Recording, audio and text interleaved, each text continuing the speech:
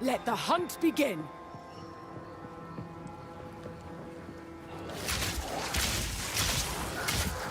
When we started to work on the Ranger, we knew we had to make a class with high agility. The dream of fast bow gameplay is Legolas, so that's what we wanted to deliver. The starting point is moving while shooting a bow. Any kind of basic arrow skill can be fired while moving, with a movement penalty. This immediately gives you a lot more freedom on the battlefield.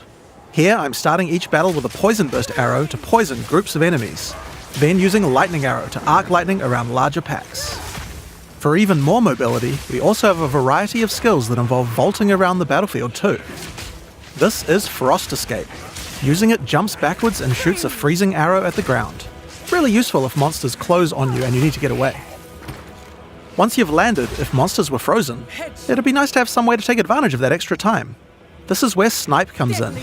Snipe is a skill shot that you need to charge up and release at exactly the right time. If you land the right timing, Snipe is guaranteed to produce a critical strike, and does a small AoE as well, so it's a great finisher. You can also move while shooting arrow rain skills too. This skill is Lightning Rod. It shoots an arrow into the air that sticks into the ground, and does a small AoE. Once the rods are in the ground though, they attract any arcs of lightning that are nearby, causing them to explode again. This means you can stack up a bunch of lightning rods on the ground, and bounce lightning between them, doing way more damage. Now this takes care of packs pretty well, but for bigger enemies I'd like to have something that's going to enhance my damage output too. This skill is Stormcaller Arrow. Using it sticks an arrow into an enemy. After a short period of time, a lightning bolt comes from the sky and strikes them. This has a high chance to shock them, and shocked enemies take 30% more damage from all sources. If something big walks along, it's a good idea to throw one of these at them first to enhance your damage, before following up with the other combo. Now if I really want to enhance this combo, there are a couple of things I could do using our support gem system. Skills in Path of Exile are granted by items called skill gems. Each skill gem has coloured sockets in it, and these sockets are for other items called support gems. Support gems modify your skills, and it's where a huge amount of the customization of your character comes from. First I'm going to take this multiple projectile support gem.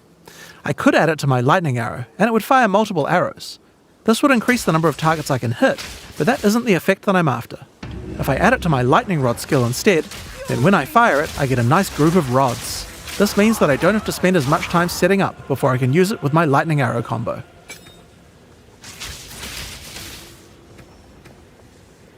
I might also add faster projectiles to make the lightning rods land faster too. Now next up I'm going to grab this chain support gem. Chaining causes many effects to repeat on new targets when you hit them. If I add it to my lightning arrow, it will cause the arcs that come out of lightning arrow to strike even more targets, rippling along my line of lightning rods for huge amounts of damage.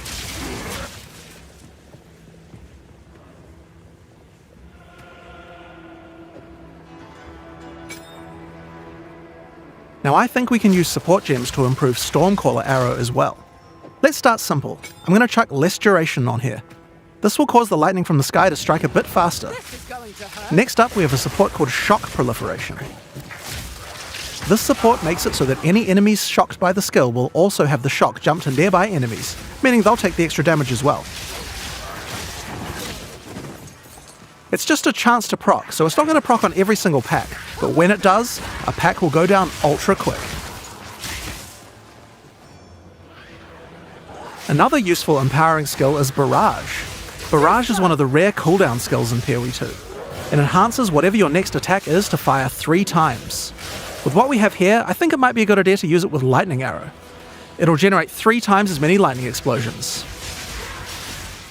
You could also use it at just the right moment with Snipe, or any number of other skills depending on what effect you need more of right now.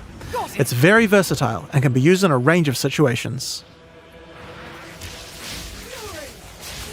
Now, even as mobile as the Ranger is, it's still very useful to slow monsters down, and a Ranger certainly has quite a few tools to do this.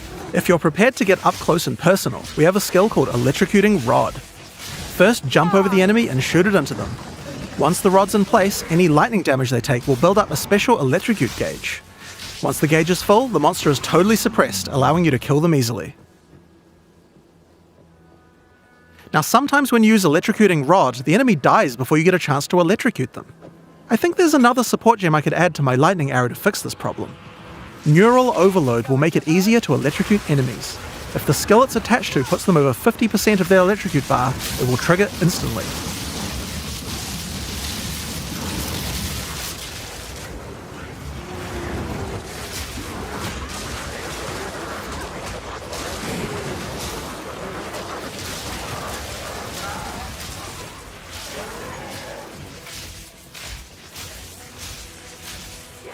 Now this skill works really well for suppressing a single large enemy, but I'd like to improve my crowd control ability for groups as well. I'm going to add a support gem called Frozen Nexus to my Frost Escape. This makes an area of chilled ground around frozen enemies. I'll also add Deep Freeze to it as well, which will make the freezes last a bit longer. Now when I use my Frost Escape on that front enemy, others nearby are slowed down. It would also be good if I had a way to slow enemies down when they're farther away from me as well. So this would be a great time to start getting into the ranger's poison and plant-based skill set. To start with, let's have a look at Vine Arrow. This skill fires an arrow into the air that creates a small plant where it lands. The plant sends out tendrils to nearby enemies, slowing them down and poisoning them. But it does have another function too. If the plant gets further poison, it transfers that poison to the monsters it's attached to. Normally you would only be able to get one stack of poison on a monster at a time, but you can put as much poison as you want on this plant. You could just use the plant to slow monsters down and not worry about the poison part. But if you want to go all in on poison, this is the way to do it. Now if you do want to focus on poisons more, another useful skill is Poison Bloom Arrow. This skill creates these plant pustules on the ground. If you wait a little while, they'll explode. Just like any other plant skill, these plants respond well to poison. Shoot the Poison Burst arrow at enemies nearby and watch your plants grow more and more powerful. Poisoning the pustules causes them to do much more damage and makes them explode much faster as well. I can also add the Pierce support to Poison Burst arrow. Doing this will mean I get multiple poison bursts as it goes through each monster.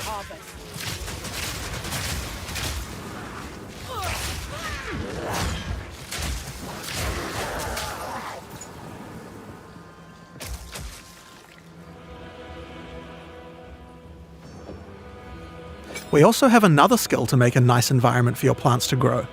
Gas Cloud Arrow. This skill shoots the ground and creates a cloud of gas that continuously poisons things inside it.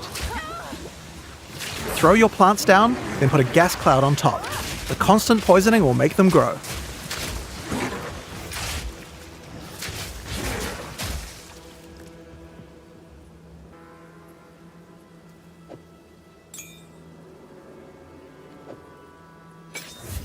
Another poison-related skill we have on the Ranger is called Plague Bearer. This is a reservation skill, meaning it uses Spirit. When I enable it, I get this counter that counts up whenever I apply poison to a monster. You can see the counter on the skill increasing as each new monster is poisoned. Now I'm going to fight these monsters and make sure to poison them as much as I can to build up the counter.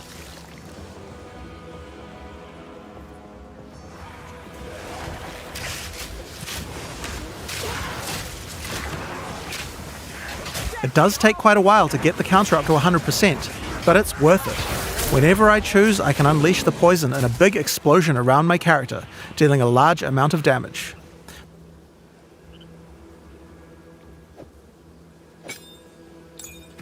Now next up we have a classic, Rain of Arrows. It's simple. Shoot a bunch of arrows in the sky and they rain down for a short time. It's decent AoE and damage at long range. Now this skill doesn't last too long, but we can change that. It's time to introduce Frenzy Charges. Frenzy Charges are used for a variety of skills on the Ranger, but with Rain of Arrows they can be used to extend the duration. You're mine. How do we get some though? Here we have a skill called Sniper's Mark. Put it on an enemy and it will grant you a Frenzy Charge when you crit them. Now remember that snipe skill from earlier? That skill guarantees a critical hit. So first we Sniper's Marked an enemy, then we sniped them. And after that, the next Rain of Arrows will last a really, really long time. We still have some weaknesses though.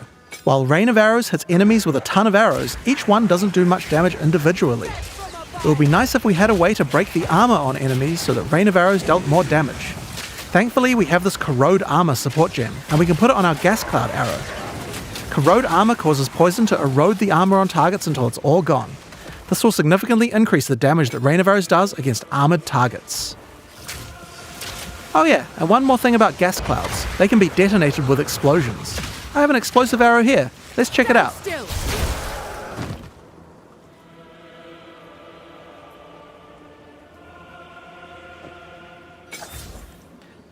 Now, because monsters and gas clouds are likely to have their armor broken, I think there's another useful combo we can do. This is an exploit weakness support. This support provides extra bonus damage to targets that have their armor broken. Perfect for what we have going on here.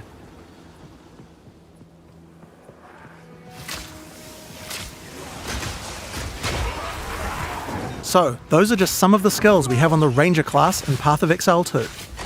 Now that we've seen all these skills, let's see how well they do against a much tougher enemy. It's time to fight the boss of the temples, Thanos. Kitava's cursed madness never ends! Orius Radiant!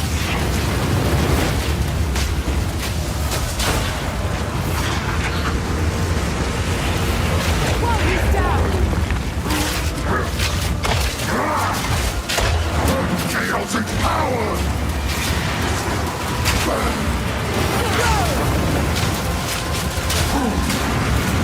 Exalted are the worthy! Stand still!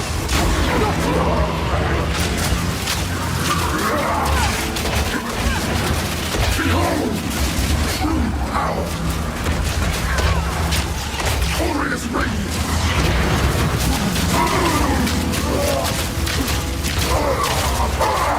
Exalted are the worthy!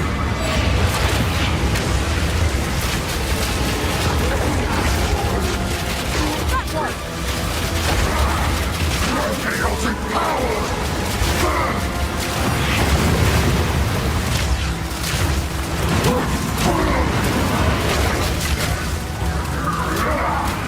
Chaotic power! Behold! True power!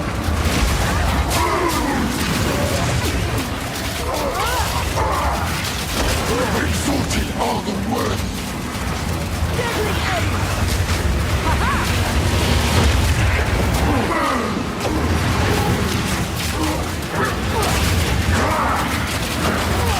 Divine blessing!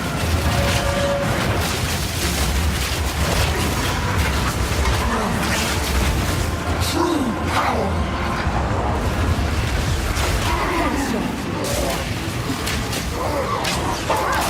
Exalted are the worthy! Blazing devotion!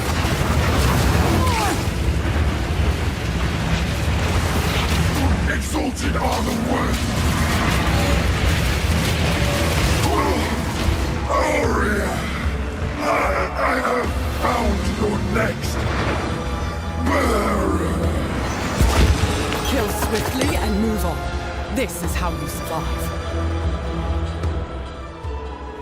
That's the Ranger. But oh yeah, there was one more thing. The mount. Check this out. Yes, you can ride a rower. While riding the rower, you can shoot arrows with no movement penalty. It's pretty overpowered. You can also use your vaulting skills to jump right off the rower's back. Once the rower doesn't have a rider, it starts attacking monsters, so he's nice to have around, even if you're not riding him. That said, if you are riding, don't get hit. If you take a heavy stun while on a rower, you'll fall off, and it takes a while to get up, so be careful. So that's what we wanted to show you today. Now there is just one more rather unfortunate bit of news. Path of Exile 2's beta is going to be delayed. We previously said that we would get the beta out on June 7th, and while I think we would be able to get the game's content ready in time, we underestimated how long it would take to get gameplay polished to a standard that we're happy with. We're still going to be doing alpha testing in June, but we're going to be delaying the beta until later in the year. I don't have an exact date for you today, but it should be towards the end of the year. In the meantime, you can still play Path of Exile 1, of course.